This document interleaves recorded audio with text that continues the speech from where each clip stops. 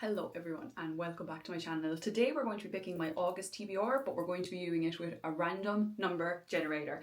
I feel like I'm going to try out a different way to pick my TBR every month because having a new way to do it makes picking it more fun. So we've decided number generator is the way we're going today. So what I have is the first row of books are behind here. So there's like 7 books here and there's more here and more there. So we'll go 1 to whatever and then whatever's after that and then down to the number 20. So there's 20 books currently on this cart right here. And I have my number generator. So we'll just put 1 to 20 here and then we will press generate and you'll see number 16. So we'll count. So there is 1, 2, 3, 4, 5. Wait now. 1, 2, 3, 4, 5, 6, 7, 8, 9, 10, 11, 12, 13, 14, 15, 16. So the first one on the TBR is Out of the Woods by Hannah Bohm-Young. As far as I know, this book follows a couple. They are high school sweethearts, but they're having a tough time in their marriage currently, and they go on this wilderness kind of retreat to try and reconnect and see if they can save their marriage, save their relationship. And I haven't read a book by Hannah Bohm-Young yet, and I'm very excited to get to this one because do you know who it looks like? Sarah Crowley and her boyfriend Chris. Literally just add tattoos onto him and that's Sarah Crowley's boyfriend. But I'm very excited to see. It's like a short book, just over 300 pages. So yeah, first one on the TBR is Out of the Woods by Hannah Bohm-Young. Let's generate the next number. Number 18. So if 16 was there, 17, 18. Betting on You by Lynn Painter. This is the second book. I know absolutely nothing about this. I've had this on my TBR for God. I'm actually going to check up what year this was published in the front of the book. 2023. So this is out 3 years and I've had it on my TBR for 3 years. So it says, the first time Bailey meets Charlie, he is the worst. While moving to Omaha after her parents' sudden divorce, Bailey finds herself trapped for 10 hours with a cynical, obnoxiously opinionated stranger, the polar opposite of her careful, well-behaved, cheery temperament. So imagine her surprise when years later Charlie turns out to be her co-worker at her new job, but this time around they find themselves talking comfortably and even laughing. Still they agree they can't stand each other, and when they witness 2 of their co-workers flirting, their commentary on the moment spirals into a bet. Charlie insists that members of the opposite sex can't just be friends, and Bailey is determined to prove him wrong. Okay, very, very interesting premise. I'm very excited. I can't remember if this is, if this is a YA or not, because Lynn Painter typically does YA, but I do think this is an adult romance, if I'm not mistaken. Very, very excited to this one. So happy it's on the TBR because it's finally giving me an excuse to actually read it and not letting it sit there any longer. Okay, so what's the third one going to be? I'm going to... Did I press that? No, I pressed that instead. I'm going to press the generate here so that you can see first. I can't see the number. Number 5. Okay, so at the back here, 1, 2, 3, 4, 5. We have The Enemy by Sarah Adams. As far as I know, these books have been out for a long time and then they got traditionally republished with new covers. So this is why they came out, was it last year or the year before? I think it was 2024 or 2025. They were republished again with these new lovely covers. So this, again, know nothing about it. Enemies should never get a second chance, but this one might. It's been 12 years since June Broden has seen her high school nemesis slash crush after he brutally humiliated her with an almost kiss at graduation, but now Ryan Henderson is back in town for their best friend's wedding, and June is itching to get even. Now a wildly successful baker owner, June can't wait to rub every delicious detail of her life in his ugly face.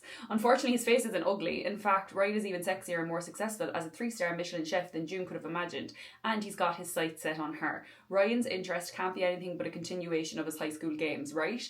June is here to win, but the longer Ryan stays in town, the more she doubts her own convictions and begins to wonder if there's really more love than war at play here. I really, really enjoy Sarah Adams' writing. She's actually become like a new, not a new favourite because I feel like I've read her for so long, but like I'm finally realising how much I enjoy her writing. I've read all of the When in Rome series and I just finished the rule book recently and that was a 4-star read. So I'm hoping going into this it'll be similar. Yeah, it's the revised and expanded edition here and I have like 2 more of them in there. The Temporary Roommate and something else. I can't remember what the other one's called, but they're also in there. So hopefully we get a different mix now because like all seems to be romance so far. I'm hoping for something with a bit more grit. I'm looking at you, Babel, hiding down there. Like, Babel is literally hiding at the very, very bottom, and Direbound is hiding there too. But we definitely need to add a bit more variety, because so far we just have straight up romance, romance, romance. So let's see what number 4 is going to be. Number 4 is going to be number 4. Okay. 1, 2, 3, and it is a Sarah Adams one, I think. Yeah. The match. This is another Sarah Adams one, the revised and expanded version. So this follows Evie Jones has dedicated her life to Southern Service Paws, the company that matched her with the love of her life, Charlie, a service dog trained to assist with her epilepsy.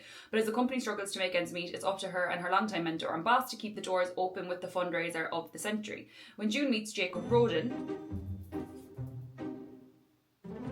Okay, there's a crossover here.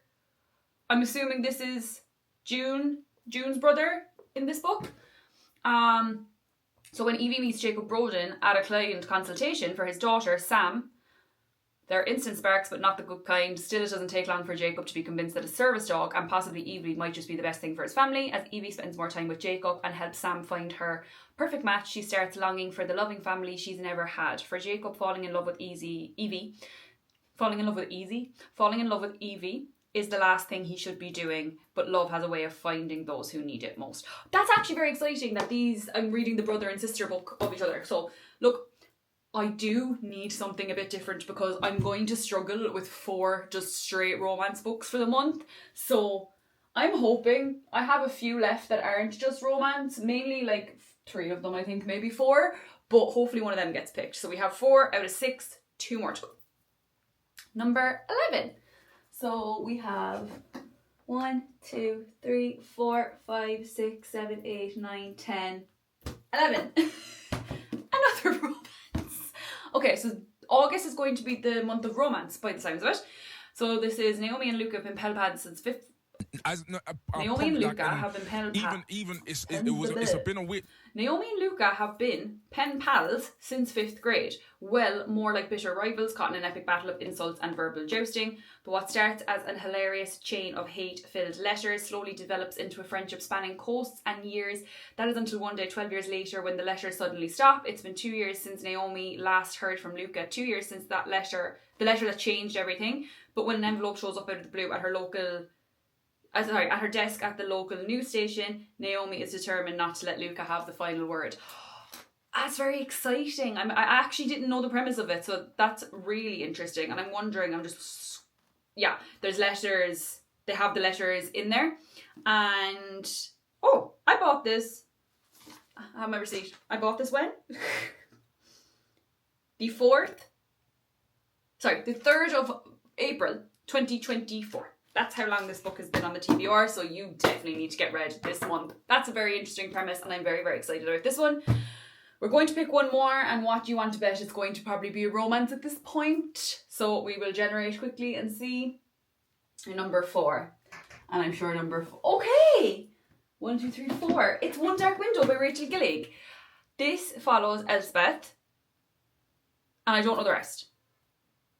Elspeth needs a monster. The monster might be her. Okay.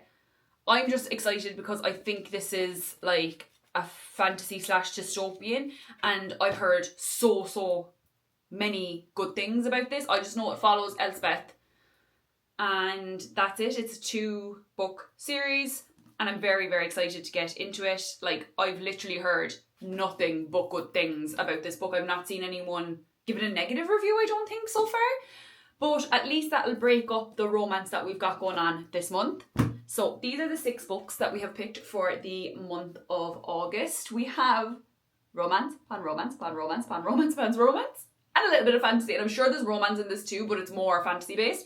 So these are the 6 books I've picked. Let me know if you've read them and what you thought of them, or if you plan to read them soon. And let me know other fun ways to pick my TBR, because I've done number generator, I've done TBR jar, my boyfriend picked one, my Goodreads picked one, something else picked one as well. There's a good few that picked them.